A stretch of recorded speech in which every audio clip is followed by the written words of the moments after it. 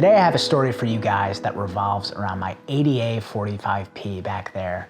And this is a story of perseverance, and it's a story about being stubborn enough to not give up despite what sort of chaos and ill will the aquascaping gods throw at you. That story and more coming right up. So this is my ADA 45P, and right now things are looking pretty decent. The plant growth is nice, we're getting some vibrant coloration, the fish are happy, and there's not a ton of algae. But that wasn't the case a few weeks ago. This has been a journey of just persevering through really ugly stages to get to where we are today. And there's a whole lot of room for growth still, but I'm happy that things have stabilized and things are finally starting to look good. So let's recap the journey of how we got to this point right here, and I'll walk you through everything that went terribly wrong with this tank. So I initially set up this aquascape in early December of 2021, and I was super excited because, well, this was my first ADA tank ever. And when I finally had that ADA tank in my house, man, it was kind of just surreal. So I was excited to do something big, and I found some really awesome inspiration on Instagram from an aquascaper named Cornyscapes, and she had these beautiful stems with sort of a U-shaped layout. So I decided to recreate that in my tank using some maple leaf stone and then a few plants. And those plants were Rotala bonsai and Rotala HRA, as well as some additional plants, but those are the main culprits for today's story. And I decided to go with a dry start because I knew the holidays were coming up and I wanted to give myself some flexibility, and I use ADA aqua soil, so I wasn't quite ready to do those daily water changes. Anywho, a few weeks go by, plant growth is looking decent, and I'm about to take a few days trip to Seattle shortly after Christmas, and I notice I'm starting to get some pretty significant melt with the Rotala bonsai as well as the HC Cuba. And in my head, I'm just like, this is perfect timing. I'm about to leave for a little vacation. Come on, aquascaping gods, what's up with this? So I leave it, and in my head, I'm like, all right, when I get back home, I'm probably gonna have to flood this tank because this dry start is failing and I don't wanna lose all my plants.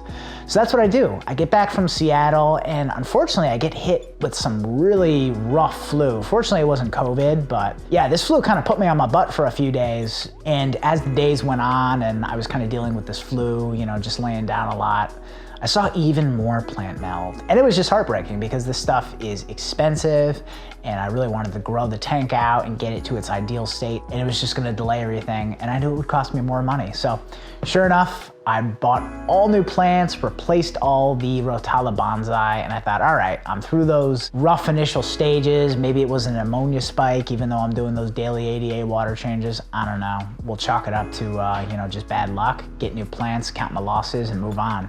A few more days go by, I film an update video, and I start to see the Rotala bonsai melting back again, shortly followed by the Cuba. And anytime you have a little bit of melting in your tank, it can lead to just a terrible chain reaction where other plants melt, because when plants melt, they're decaying, so they're releasing ammonia, which nobody likes too much ammonia, especially plants. So we started to get a lot more melting, and before I knew it, my second batch of Rotala bonsai was gone.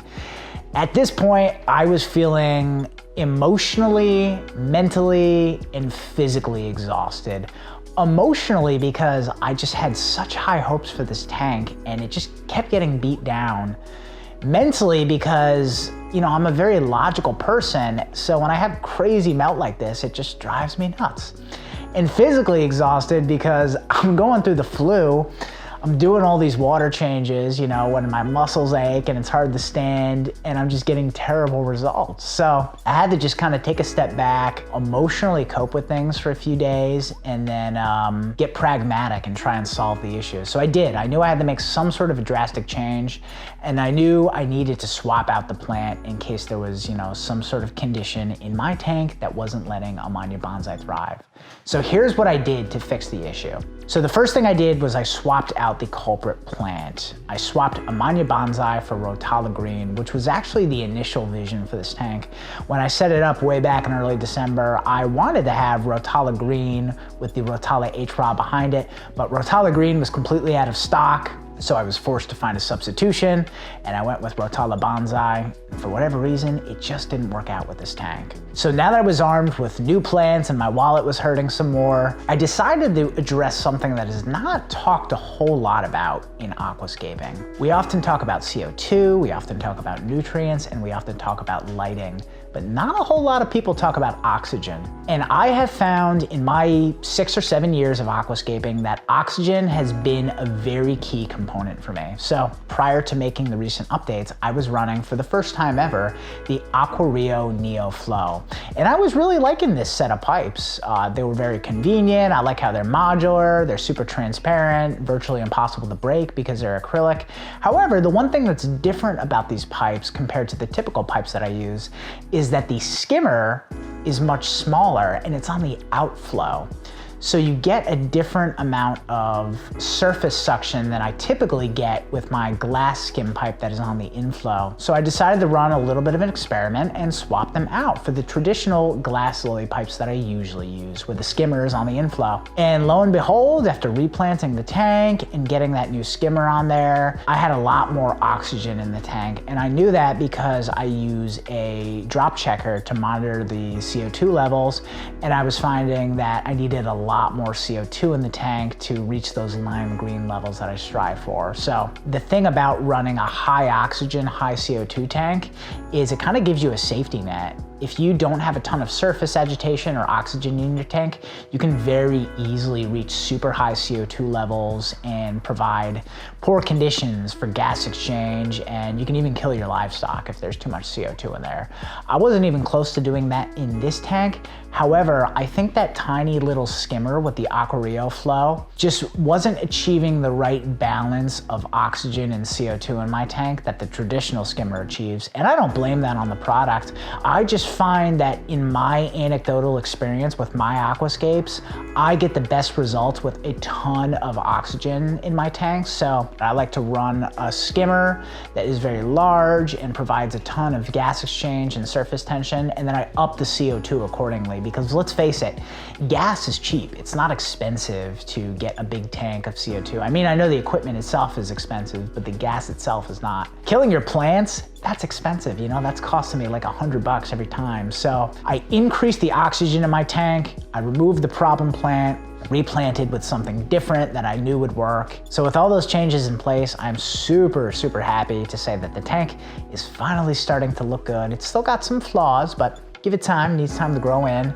And yeah, there's not too much algae, the livestock is happy, and the plants are finally happy. So let's talk a little bit more about that now that I took you guys through the crazy journey that hurt my mental and my wallet. So let's go plant by plant. As you can see, the highlights of this tank are the Rotala HRA and the Rotala Green. So the Rotala Green is doing quite well. I replanted it not too long ago from the melting Amania bonsai, and it's really stabilized and adapted very nicely. You can see the right side has a lot more purling than the left side, and I think that has something to do with the circulation of the tank and where the CO2 is positioned. But nonetheless, both sides are looking quite healthy. And the Rotala HRA is really starting to color up quite nicely. It's not nearly as red as it can be because it needs to undergo heavy trimmings and it needs more light. So with the lighting, when I first set the tank up, I was running it at about 75%, and it was quite a bit higher on that adjustable pole. But I upped it to 100, and every week or so, I lower the lighting a little bit, you know, maybe just an inch, inch and a half. So the plants are starting to get more and more par. And to really bring out the reds that I want to strive for with the Rotala HRA, I'm, for the first time ever, dosing the lean method. And for that, I'm using the 2-hour Aquarist APT0, which doesn't have any nitrates. And, you know, with the current way of thinking in aquascaping, we believe that a really good way to bring out vibrant reds is through highlighting and through limiting nitrates. So you're still providing micronutrients and phosphates and potassium, but you're limiting the nitrates, and plants seem to react very favorably to that and sort of brighten up and get more red. And over the weeks, I envision the Rotalas to grow up a lot higher, and then I'll begin shaping them to really bring out that U-shaped layout. So you'll have high hills on the left and right that'll take you down to the valley, and I think it'll be quite impactful in a few few weeks when I can do that big trimming and really get things looking the way I want them to. So in terms of the flaws with this tank, definitely the foreground. So just like with the Amania Bonsai, I replaced the Hemianthus Cuba after we had that big melting session. And while that didn't completely melt back, I still had some pretty significant melting. So as you can see, the foreground is looking quite sparse, but I sort of want to run this as an experiment and see if I can recover it now that the tank is really oxygen rich and things have stabilized and there's not a ton of melting going on. So I want to see if I can get the Cuba to sort of spread out on its own without completely replacing it. And I'm just gonna see what happens. And if after like a month or so, I don't see any sort of like new growth and I don't see that it's spreading out, I'll just replace it because a cup or two of Cuba isn't too bad. And then moving from the foreground to the midground, we have the beautiful Hygrophila pinnatifida, which I've been trimming back fairly religiously. I'd known from my aquascaping friends that in order to bring out nice colors and nice bushy growth, you have to be very aggressive with the trimming. So pretty much anytime I see a large, ugly leaf, I just hack it off. Every like couple weeks or so, I'll do like a big trimming, take it down kind of low. And I'm happy to say that the color is getting deeper. It went from like kind of a brighter green to a darker green, and now I'm starting to see some red hues,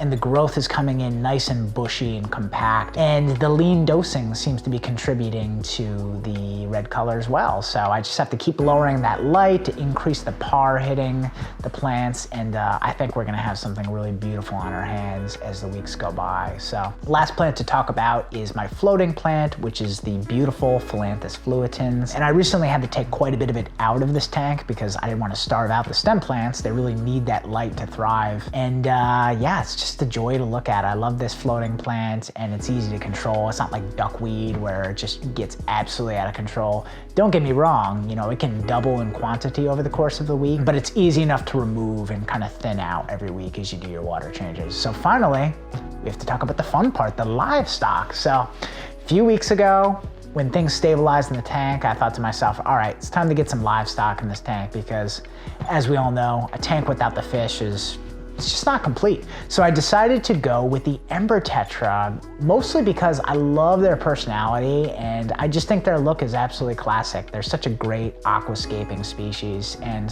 some of the tiny schooling fish can be really shy, but I find that Ember Tetras, as long as you provide enough of them, and there's 30 of them in this tank, they're always out and about, they're always doing interesting things, and they school together quite nicely, which is cool. They've already gotten used to feeding time, so whenever I come in front of the tank, I shut the filters off using Alexa and smart plugs, and they just know it's time to chow down. So they've been a real joy to watch. Outside of that, the algae crew consists of the tried and true, the horned nerite snails, and I got a school of Otocinclus in there as well. And like always, they do what they do best. They just decimate diatoms and algae. So super pleased with them.